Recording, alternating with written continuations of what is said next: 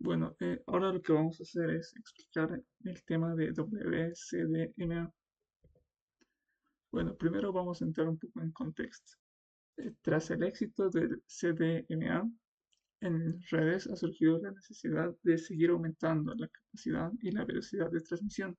Es así como nace WCDMA, que es una versión de banda ancha que amplía el espectro justamente para transportar más información de manera simultánea. Bueno, ahora voy a explicar un poco de lo que sería el significado del término WCDMA.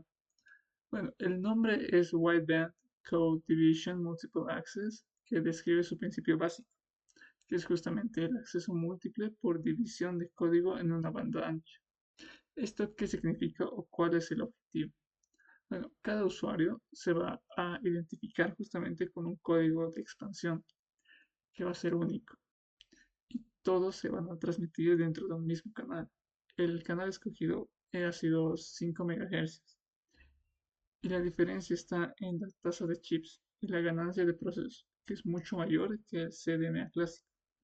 En la figura podemos ver cómo están todos los usuarios que se describen mediante un código y justamente todos se van a transmitir dentro de lo que sería el mismo canal.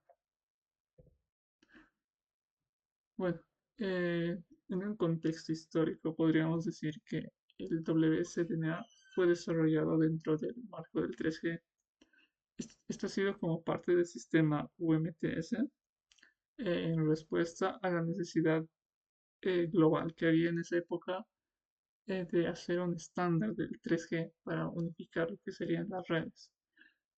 Si bien es cierto que el desarrollo ha comenzado en 1998 y se ha basado en las técnicas del CDMA de banda ancha provenientes del IS-95, pero como vamos a ver más adelante, este nuevo sistema tenía un diseño mucho más flexible y era compatible con redes GSM.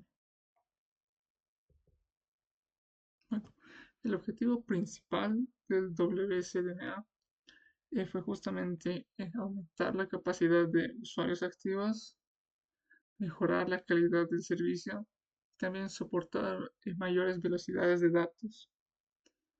Esto nos permitía justamente introducir servicios de multimedia, como eran las videollamadas, la televisión móvil o la navegación web. Bueno, ahora vamos a hacer una comparación entre lo que es el CDMA y el WCDMA para ver cuál ha sido la evolución y las características que se han incorporado. Bueno, como podemos ver, primero el ancho de banda ha pasado de 1.25 MHz a 5 MHz, así como también la tasa de chips, que ha pasado de 1.23 a 3.84. Por último, luego el esquema de modulación, que es algo muy importante para mejorar justamente la velocidad de transmisión de datos, ha pasado de BPSK o dependiendo del enlace QPSK, pasado a QPSK simétrica, es decir, tanto para el uplink y el downlink. Y luego también la forma de multiplexación que ha cambiado, que en el CDMA era por canalización de voz y datos separados. En cambio aquí en la evolución es la integración de los servicios en un mismo canal.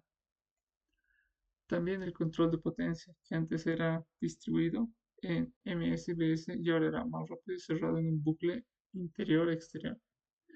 La sincronización también fue algo importante, porque antes en el CDMA estaba basado en GPS, que era un sistema CDMA americano, y ahora era asincrónica entre las estaciones base. La técnica de acceso era justamente CDMA de banda ancha estrecha y lo que ha pasado en el WCDMA ha sido justamente una banda mucho más ancha, lo que nos permitía ganancia en el proceso. Bueno, ahora vamos a hablar de lo que significa este principio de banda ancha. El término banda ancha se refiere al ancho justamente de la banda que vamos a utilizar que va a utilizar cada portador, que es de 5 MHz. Esto permite transmitir señales múltiples de manera simultánea, mediante códigos únicos, mejorando la eficiencia espectral y reduciendo las interferencias. Pero hay que ver este proceso de una forma mucho más detallada. Entonces, ¿cuál es el principio de acceso múltiple? Bueno, en el WCDMA se basa en el principio de acceso múltiple por división de código, donde todos nuestros usuarios van a compartir el mismo ancho de banda, pero cada uno va a transmitir un código de expansión único. Ahora vamos a ver justamente lo que es esta expansión y la mezcla de señales. Cada flujo de datos del usuario se expande mediante un código binario de alta velocidad llamado código de dispersión o spreading code. Este proceso distribuye la energía de la señal a lo largo de toda la banda de 5 MHz. En el receptor se usa el mismo código para desexpandir la señal original y recuperar los datos. Por último, las señales de otros usuarios, al no compartir el mismo código, aparecen como ruido y se eliminan. Es decir, lo más importante acá es justamente este código que lo va a tener cada usuario y va a permitir que el mensaje llegue de forma segura y que no haya ninguna interferencia y que cualquier otro mensaje simplemente se detecte como un ruido y se elimine.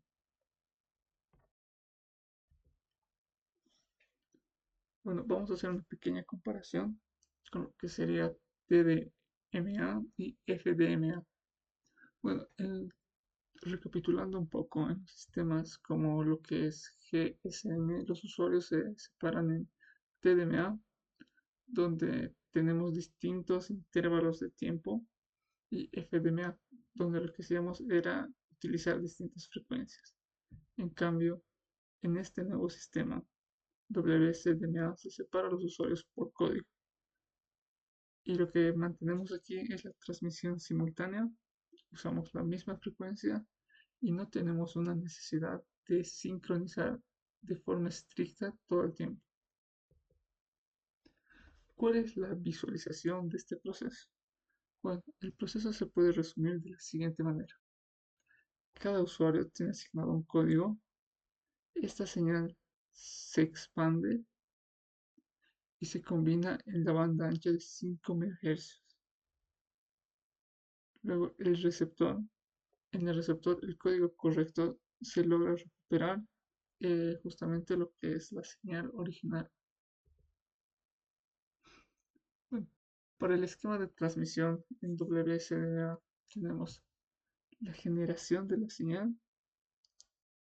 Cada usuario va a generar una señal de información digital, es decir, voz o datos, y antes de transmitirse, esta señal se expande mediante un código pseudo aleatorio que justamente nos va a ayudar a aumentar el ancho de banda hasta los 5 MHz, que es el canal que se utiliza en este sistema.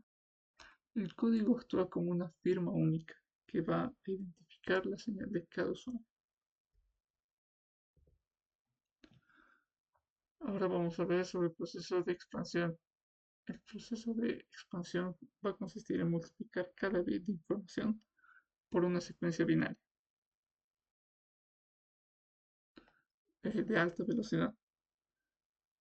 ¿Para qué estamos haciendo esto? Justamente para incrementar el ancho de banda, distribuir la energía de la señal y hacer una transmisión de la señal de una forma más resistente al ruido y a las interferencias.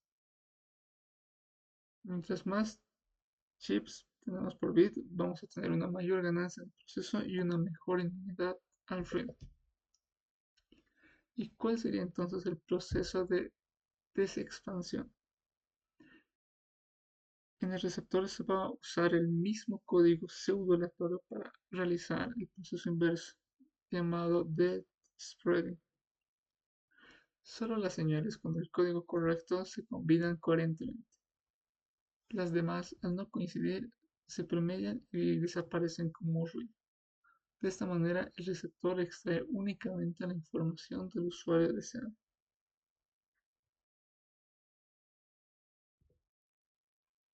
¿Cuáles serían las ventajas de este esquema? Sería justamente que es muy robusto frente a interferencias entre usuarios, ruido de canales y desvanecimientos por multitrayectoria. Además, permite el uso de receptores tipo Rake que aprovechan las múltiples trayectorias para mejorar la calidad de la señal.